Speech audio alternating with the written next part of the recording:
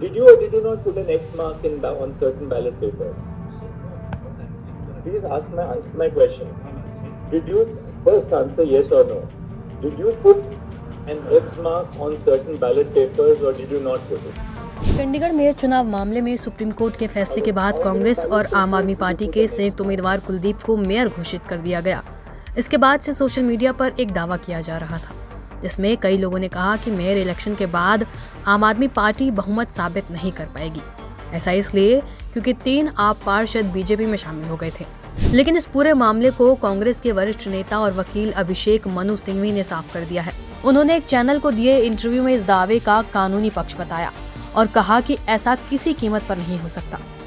अभिषेक मनु सिंघवी ने बताया कि नगर पालिका में मेयर पद के लिए बहुमत साबित करने जैसा कोई प्रावधान नहीं है।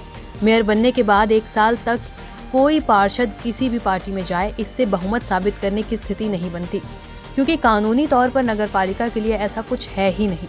सिंघवी के इस बयान के बाद उन सभी बातों पर विराम लग गया है, जिसमें कहा जा रहा था कि 3 पार्षदों के बीजेपी में शामिल होने से आम आदमी पार्टी और कांग्रेस गठबंधन का खेल पलट सकता है। अब वो 3 पार्षद किसी भी पार्टी में रहें, इससे मेयर पद पर आप कांग्रेस की जीत पर कोई असर नहीं पड़ेगा।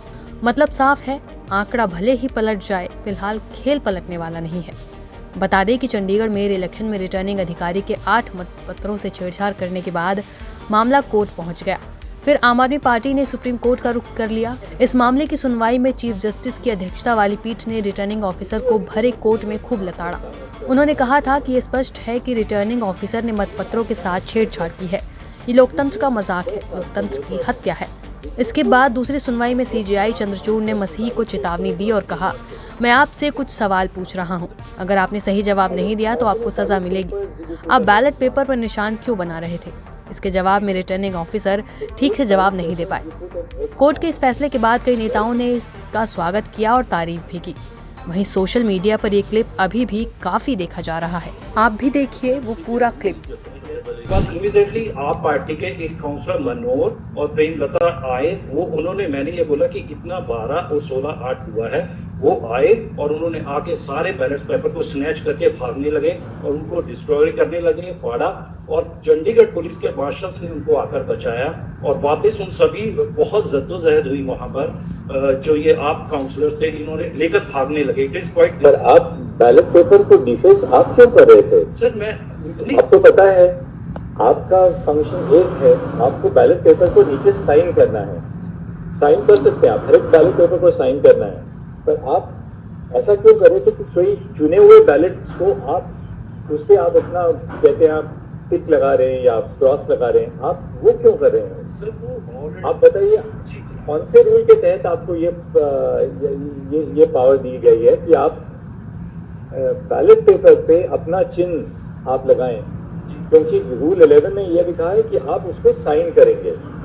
साइन करने के अलावा आपको कौन से रूल में ये कौन से रूल में यह प्रावधान है कि आप उसमें अपना कुछ या एक्स या टिक या कुछ भी जो आप लगा सकते हैं? आपको कहाँ पावर है वो?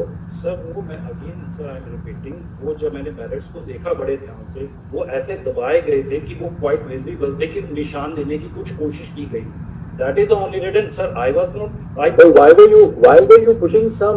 you putting a mark on those ballots?